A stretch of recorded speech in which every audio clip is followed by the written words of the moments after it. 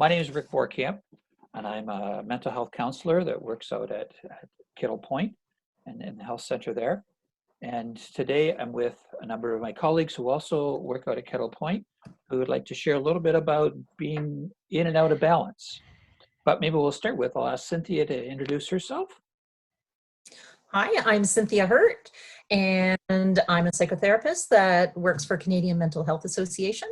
And I'm in Kettle Point 2 days a week usually, but COVID has us working from home, so this is my spare room.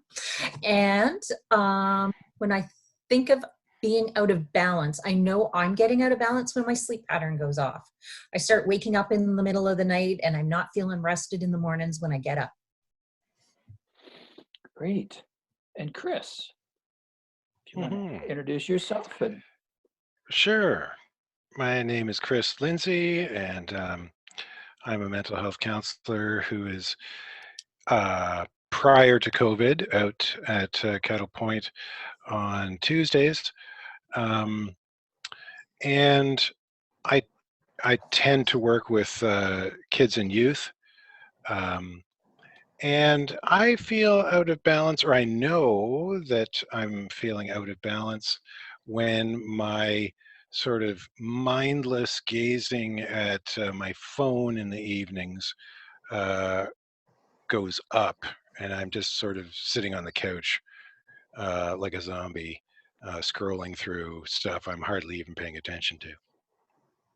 Just kind of vegging out. Yeah. And Dan.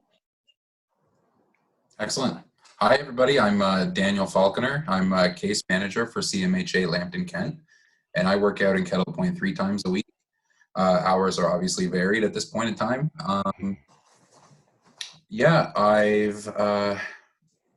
I've recognized that when I'm out of balance, I lack motivation, and not motivation on all fronts. You know, I won't want to do my dishes. I don't want to go for a walk. I don't want to make something to eat for myself. So I try to find ways to cheat. You know, so that's how I know I'm out of balance. I'm not trying to put any work in, and I'm just trying to, get by. Those are great examples. I know when I get out of balance, I start to feel really restless. It's hard just to sort of settle down. I feel like I should be doing something else. Even if I've been busy all day, I feel like I just can't sit down and relax.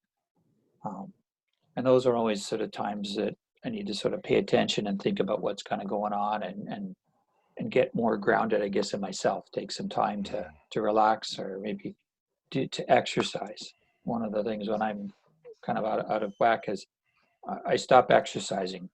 And I know that when I do exercise, I always have a lot more energy and I feel a lot better and I can sort of tackle things. When I'm not, I don't have that.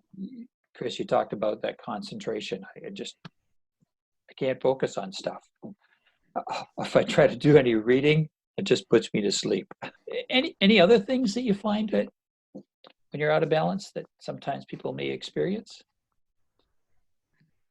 I agree with lack of focus. That's a big, and I think that ties into motivation. I don't want to do anything I can put the time and effort in to really channel myself and, give some sort of task or duty my 100%.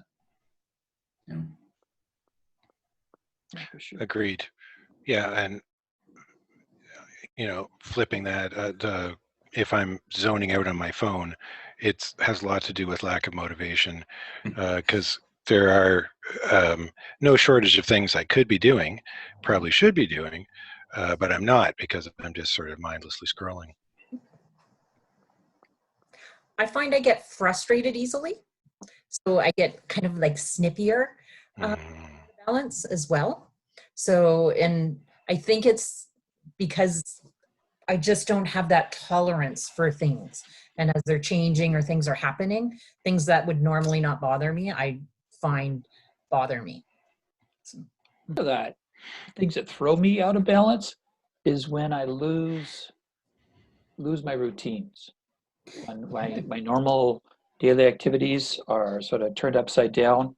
Particularly this time, we find that with COVID-19, all the things that we were sort of planned on or scheduled on, or our particular routines for our work week, they're all gone.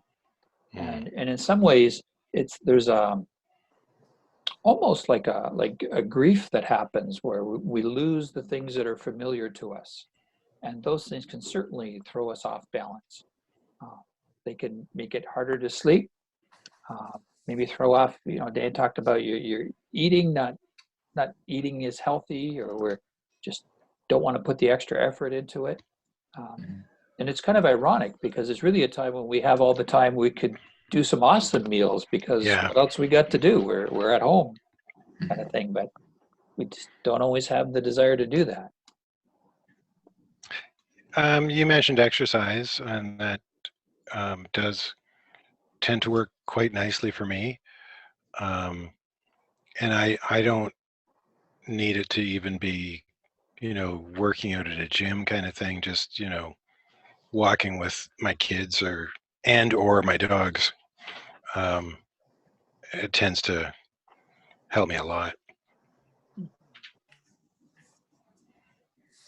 I would say it's tough because you don't always know what you need at the time to back in balance. You could be so overwhelmed with how you're feeling, or maybe with something, a situation or somebody that's just not cooperating with you. And, when you don't feel well, it's hard to take the time to really recognize what exactly is happening.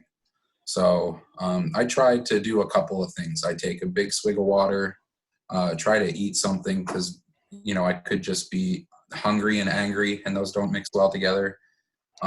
Maybe I'm tired. Maybe I just need to sit down and close my eyes for a few minutes, or zone out. Maybe that's something I need to do versus overexerting myself and working too hard or putting too much pressure on myself. So those would be a couple of things I would suggest. Nice. I tend to look at, I'll try to organize a basic simple meal, because usually I'm forgetting my vegetables and my meat or some healthy meat.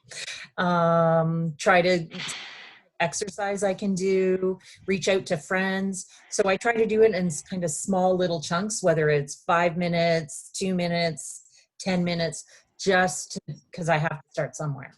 So I try to look at different areas of my life and see what's missing, and then try to start putting them back into balance. I know for me, I always like to get outside to experience nature. One of the things that was supposed to be going on this spring is a canoe trip up in Algonquin Park, but that's not in the books right now.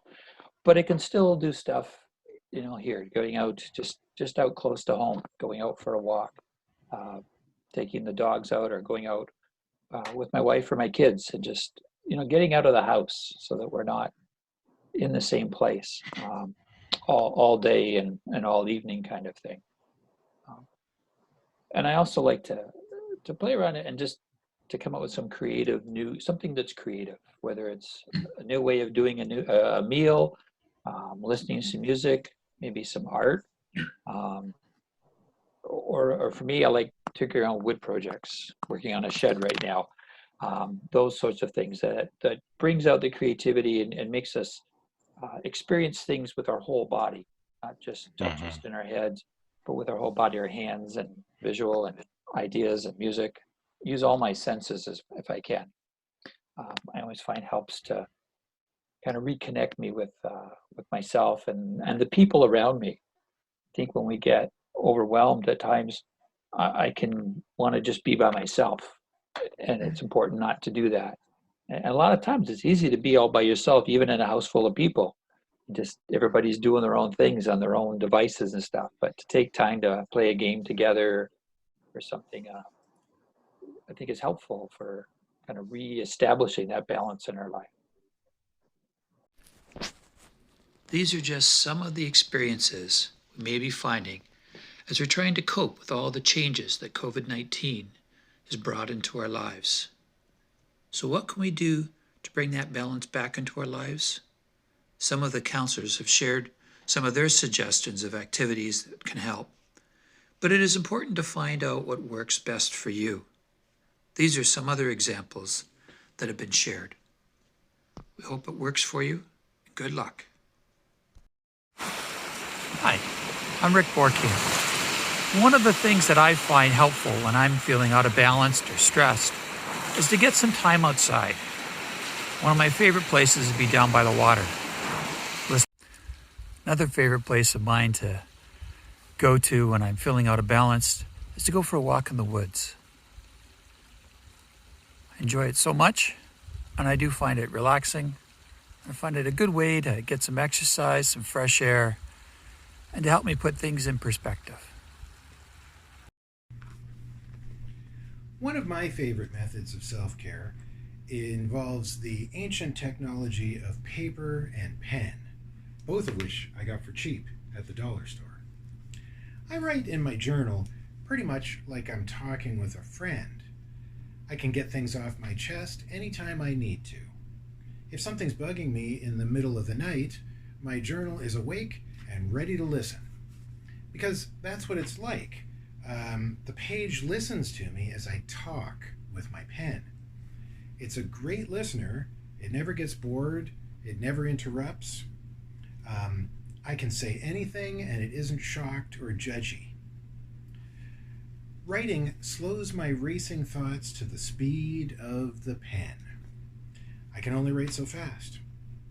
It also helps me focus. I can't forget what I was talking about because it's right in front of me. Reading what I wrote triggers new ideas that I might not have thought of without journaling. I know journaling isn't for everyone. I like writing, and I know a lot of people who pretty much hate it. I don't think it's self-care if you hate it, unless, of course, that's just at the beginning and then you start to like it. So you might want to give journaling a try just to see if it turns out to be something you like and find helpful. It doesn't have to be pen and paper. There's also blogging, and as my kids tell me, vlogging.